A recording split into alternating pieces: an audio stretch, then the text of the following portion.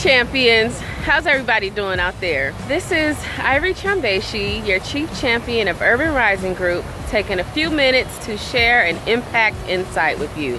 I am greeting you from Kansas City, Missouri, hashtag KCMO. I've been here the last couple days for a conference that's focused on supplier diversity. Supplier diversity is an outreach initiative to increase the use of businesses that fall within several diversity categories, which include small, minority, historically underutilized, woman-owned, veteran-owned, and other diversity categories. So the conference has been focused on how to become better and more strategic advocates for supplier diversity in the face of dwindling resources and the ever-changing landscape of business and contracting and procurement. It's been a really informative conference, and KCMO has been a very hospitable host city. And the reason that I'm speaking to you right now is because I wanted to share a particularly noteworthy experience that I've had here while at the conference. One of the events of the conference included a visit to the Negro Leagues Baseball Museum. And this was a very, very fitting and timely component of the overall conference, given the history associated with these fantastic, just dynamic, they were called Negro at the time, but African-American baseball players who were excluded from playing in mainstream teams.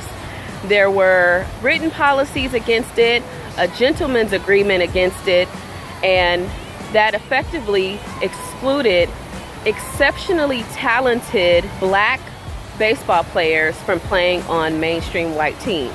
And I thought it was so appropriate that we would attend that as one of the components of the event, because of the message that it represented around how you lose talent, you lose possibility, and you lose the potential to be more profitable or cost efficient when you don't tap into all of the talent in talent pools.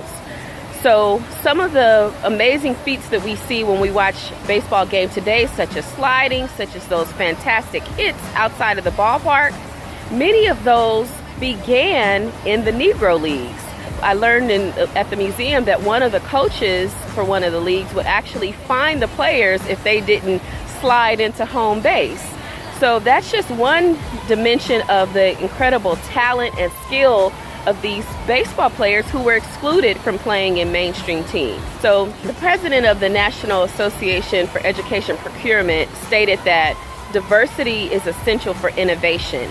And the Negro Leagues Baseball Museum really highlighted that innovative and entertaining elements of athletic prowess that we see on the baseball field today would not have gotten there had black people continued to be excluded from playing in mainstream baseball. It was a very moving exhibit, and I was really overcome with the emotion and appreciation for the symbolism of the fact that supplier diversity is so important, and diversity overall is really important. And we can get even further if we marry diversity with measures to foster equity and to foster really meaningful inclusion. So not just having people at the table who represent diverse backgrounds, but people at the table whose opinions and experiences and talent we draw on in making decisions, in developing programs, in implementing strategy. So this was just an impact insight that I wanted to share with you, and I'm so thankful that you took the time to listen, and we look forward to supporting you in how you can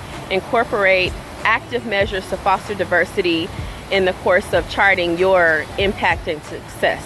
And we always appreciate and delight in the opportunity to be champions of impact for you and your organization. Thank you for listening, and talk to you soon. Say it loud.